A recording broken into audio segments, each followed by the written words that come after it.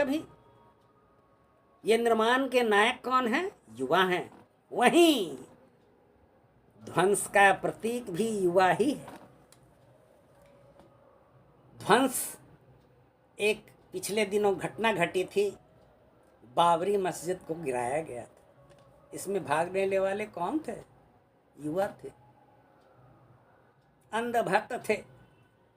आंखों में पट्टी बांधकर, कानों में गलत मंत्र पाकर, दिमाग को पागल बना करके, झूठे मनगढ़ंत कहानियों को गढ़ करके इनके दिमाग को इतना जहरीला बना दिया गया कि यह निर्माण का प्रतीक के रूप में नहीं, ध्वंस का नायक बन करके इसी समाज में पैदा हुए और इसी समाज में उन्हें पैदा किया गया। तो समाज है, हम हैं, हमें यह सोचना होगा कि समाज हमें किस ओर ले जा रहा है। समाज के लोग हमें किस ओर ले जाना चाहता है? क्या हम देश के निर्माण के लिए हैं या देश के निर्माण में बाधक साबित बनने के लिए पैदा हुए हैं?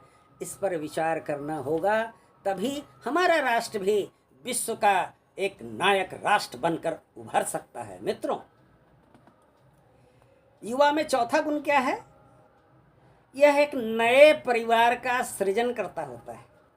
शादी के बाद अपना परिवार होता है और यह परिवार फिर पीढ़ी दर पीढ़ी अपने कार्यों के द्वारा आती जाती रहती हैं और भविष्य का संरक्षक होता है, बूढ़ों की लाठी होता है, समाज का प्रहरी होता है, देश का रक्षक होता है। हमारे बॉर्डर पर क्या बूढ़े लोग रक्षा करते हैं हमारे बॉर्डर का? नहीं। जाड़ा हो, गर्मी हो, तूफान हो, आंधी हो, बर्फ हो, हर मौसम में यह युवा अपने को समर्पित कर रात दिन जागकर हमारे बॉर्डर की रक्षा करता है और हम आराम की नींद रात में ले पाते हैं। मित्रों, युवा में ये चौथा गुण क्या है? यह राष्ट्र की एक संरक्षित संपत्ति होती है। राष्ट्र इसको जितना उपयोग कर सके, वह राष्ट्र उतना ही निर्माण के लिए तत्पर हो आगे बढ़ता रहता है। जरूरत इस बात की है कि हम सक्षम असक्षम सबों को साथ लेकर उनके क्वालिटी के अनुसार उन्हें काम में लगाएं, राष्ट्र निर्माण में लगाएं और राष्ट्र को एक संपन्न राष्ट्र के रूप में बनाने में उनका योगदान लें।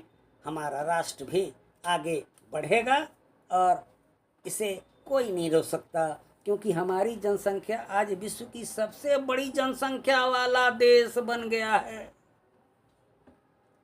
इससे पहले चीन सबसे बड़ी जनसंख्या वाला देश कहलाता था, लेकिन आज हमारा देश सबसे ज़्यादा जनसंख्या वाला और सबसे ज़्यादा युवा शक्ति वाला देश बन गया है। फिर भी आज हमारे देश की स्थिति क्या है?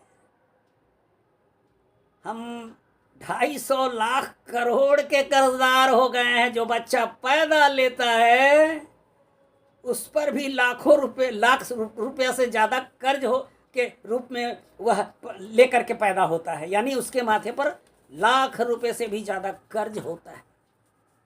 इस कर्जदार देश में क्या हम युवाओं के भविष्य के उज्जवल निर्माण की कल्पना कर सकते हैं? नहीं।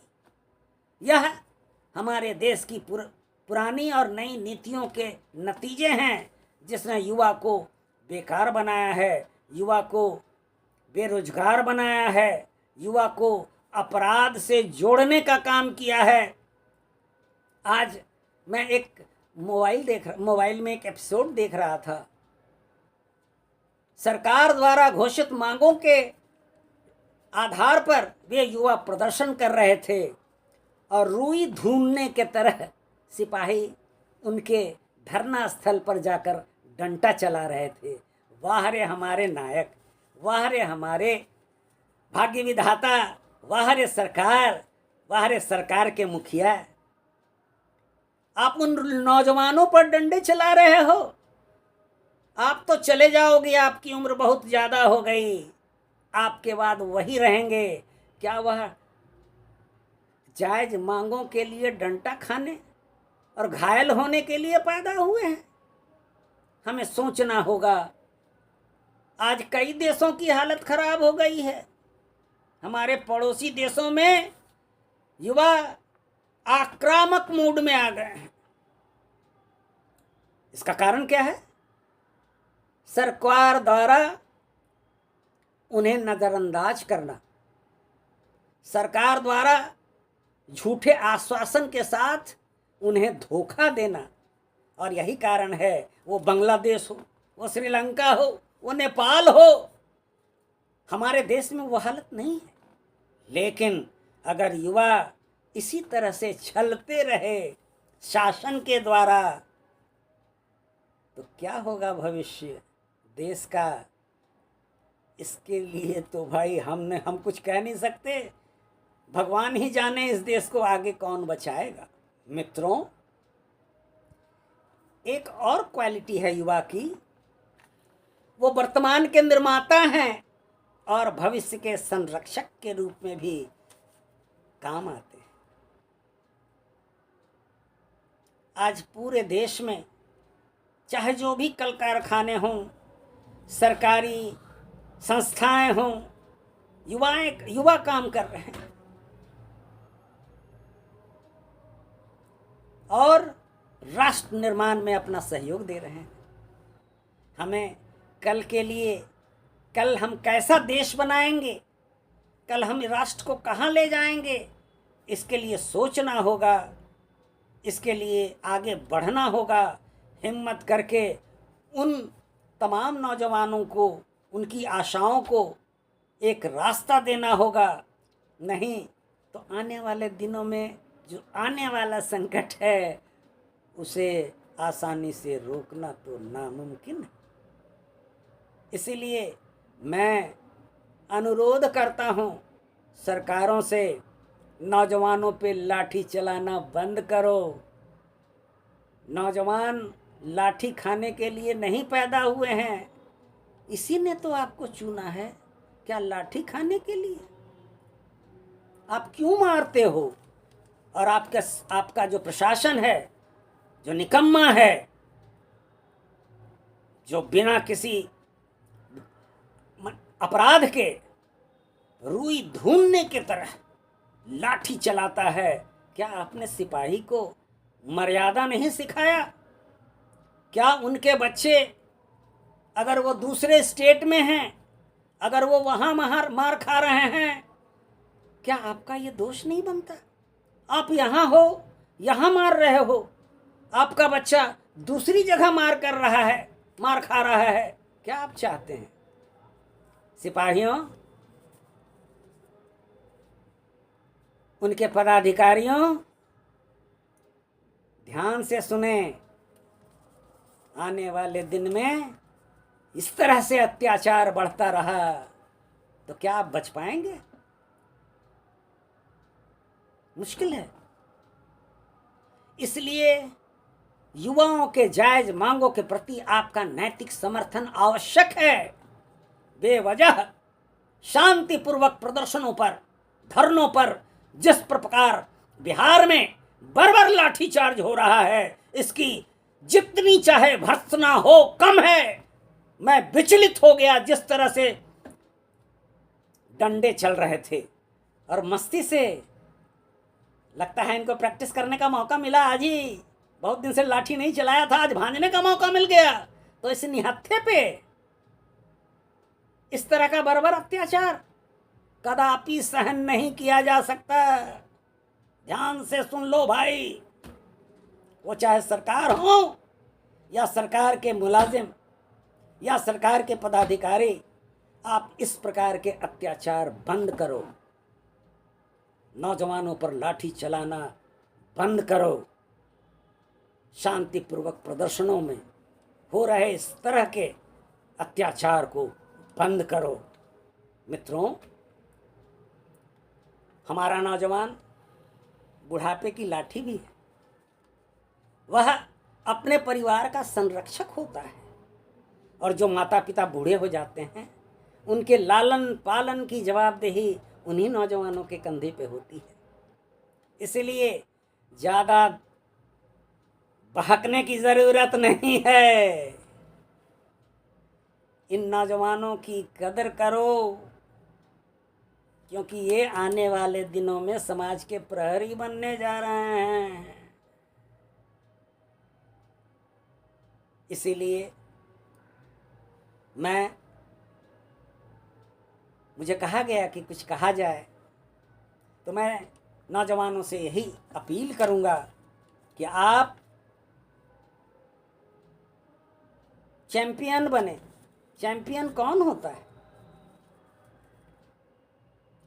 The mark of a champion is the ability to achieve when things are not in favour. जब हमारी विपरीत परिस्थिति हो और जब हम संघर्ष करते हैं, तो विपरीत परिस्थिति में संघर्ष करने वाला ही विजयी होता है। संघर्ष से भागने वाला कभी विजयी नहीं हो सकता। डर के भाग जाने वाले को कोई रास्ता मिलेगा? हमारा जीवन ही संघर्ष है। हम संघर्ष में ही जीते हैं, हम मरते हैं। तो जीवन के संघर्ष से पीछे हटने वाले लोग कायर होते हैं, डरपोक होते हैं, बेवकूफ होते हैं। ग्रेट पर्सन्स कौन है? जन्मजात तो कोई पैदा नहीं होता। यहीं सीख कर, समझ कर, दिन रात मेहनत कर, दिन रात स्पीड ब्रेकर्स को तोड़ते हुए जब हम आगे बढ़ते हैं, तब हम सफलता के उस दरवाजे तक पहुंच पाते हैं जहां हमारा भविष्य टिका होता है, जहां हमारा गोल टिका होता है। इसलिए ज़रूरत इस बात की है कि हम आने वाले समय में कोचिंग संस्थाएं आपको क्या कर देंगी? क्या आपके माथे में बोरा भर करके, ज्ञान का बोरा भर करके डाल देंगी? अरे वो किताबों में है। कोचिंग संस्थाएं आपको लूट रही हैं। आप अच्छे किताबों का सिलेक्शंस कर घर में पढ़ो। हमने कई IAS और IPS होते देखा जो घर में अनुशासित हो, अपने एटीट्यूड को पॉजिटिव करते हुए, पॉजिटिव बनाते रखते हुए अध्ययनरत ऐसे भी छात्र मिले हैं जो बिना कोचिंग के सफल हुए हैं। कोचिंग वाले तो ये मूर्खों की टोली को पढ़ाते हैं। पढ़ने वाले लोग कोचिंग क्यों करें? पढ़ने वालों को कोचिंग की ज़रूरत नहीं, और जो घर में नहीं पढ़ पाते उन्हीं के लिए कोचिंग की ज़रूरत होती है। और कोचिंग करने वाले 90% लोग असफल होते हैं। इसीलिए इन कोचिंग वालों से भी सावधान। स्व स्टडी, अपनी क्षमता का ज्ञान प्राप्त कर आप उस क्षमता का उपयोग करें, और घर में समयबद्ध, रूटीनबद्ध, रिजल्ट बेस्ड एक्टिविटी न करें। रिजल्ट बेस्ड 10 चापाकल गाड़ना है, 10 चापाकल गाड़ दो जहाँ तहाँ, चाहे पानी गर्मी में मिले चाहे नहीं मिले। हमें तो यह पता लगाना होगा ना कि कहाँ पानी की अधिकता रहती है, कहाँ पानी ज़्यादा होता है, ताकि वो सालों भर, लेकिन वो चीज़ की जांच नहीं होती, गाड़ दिया जाता है। मेरा आपसे अनुरोध है, LFA लॉजिकल फ्रेमवर्क एक्टिविटी क्या ज़रूरत है, इसको समझें, उसी के अनुसार अपने समय का सदुपयोग करें, और लगन के साथ, मेहनत के साथ, अनुशासन के साथ अपने लक्ष्य की पूर्ति में खुद को स्वाहा कर दें, समर्पित कर दें। देखिए आने वाले दिनों में लक्ष्य आपके कदमों में आ जाएगा। याद रखें, आने वाले दिनों में फिर आऊँगा और मैं नौजवानों के समर्पित कई बातों पर जानकारी जो हमने सीखी है, जानी है, हमें जो बताया गया है, हम शेयर करेंगे आपके लिए, आपके भविष्य के लिए, आपके उन्नत उज्जवल फ्यूचर के लिए। उम्मीद है आप मेरी बातों को सहजता से लेंगे, बिना टेंशन के क्योंकि ज़रूरत क्या है, सिर्फ दिन मत गुजारें, गतिशील रहें।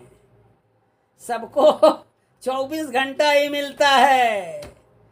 अगर कोई फर्स्ट किया है तो उसे भी 24 घंटा, जो फेल किया है उसे भी 24 घंटा, और जो साधारण पास किया है उसे भी 24 घंटा ही मिलना है।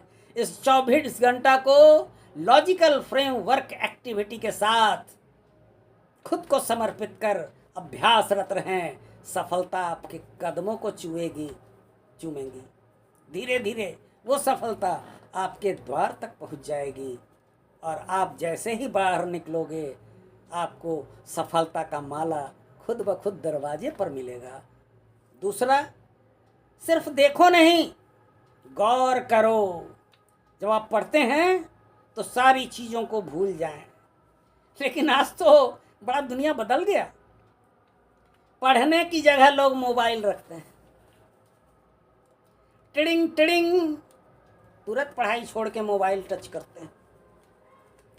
जितनी गांठें होंगी उतना ही गांठ यहाँ पर बनेगा। पढ़ाई के समय मोबाइल का त्याग करें, ऑफ कर दें, दूर रख दें, और जितना पढ़ना है, जो समय देना है, उसमें सारी चीज़ों को वो छोड़कर एकता खुद में एकता बनाएं। मन, क्रम, वचन और कार्य में एकता होने से ही कार्य संपन्न होता है। सिर्फ छुए नहीं, महसूस करें। इसका क्या माने? रुखड़ा है, मुलायम है, कड़ा है, कठोर है, कोमल है, क्या है? इसे तो जानना होगा। हार्ड सब्जेक्ट क्यों हार्ड है? टुकड़ा करें, टुकड़ा कर देने से वो हार्ड नहीं रहता। छोटे छोटे चीज़ों से आप खुद को जोड़ते हुए एक चैप्टर को भी पूरा कर सकते हैं, और एक साथ चैप्टर पढ़ने में कोई फ़ायदा नहीं। आप उसे टुकड़ा कर, हम खाना खाते हैं, माँ परोस के देती है एक थाली, क्या हम पूरी थाली को ढाल देते हैं? कोर कोर खाते हैं और कुछ समय के बाद पूरा थाली खाली। उसी तरह से पढ़ाई में भी आप इस नियम को लागू करें, जितना मन हो उतना ही पढ़ें, मन ना हो मत पढ़ें, मत टेबल पर बैठें। फ्रेश करें खुद को और फ्रेश करें, और जब मन कहे लक्ष्य की प्राप्ति के लिए तुम्हें अब पढ़ना होगा, आप जाएं, आपको चीजें याद हो जाएंगी। और जब सिर्फ पढ़ने के लिए बैठते हैं तो सिर्फ पढ़ें नहीं, जेहन में उतारें। क्यों? कि रिटन मोड का एग्जामिनेशन होता है, आप लिखते हैं, अरे आप तो सहारा देता है हाथ, लिखवाता है ये दिमाग। अगर दिमाग में नहीं है तो हाथ नहीं चलेगा, कलम रुक जाएगा। याद रखें। इसलिए दिमाग को पॉजिटिव एस्पेक्ट से भरें, जो आपके ज़रूरत की चीज़ें हों उसे भरें। और मेरा एक अनुरोध है, प्रतिदिन एक नेगेटिव को यहाँ से निकाल बाहर करें और खाली करें जगह, क्योंकि जो सामान भर रहे हैं उसके लिए भी तो खाली जगह होना चाहिए।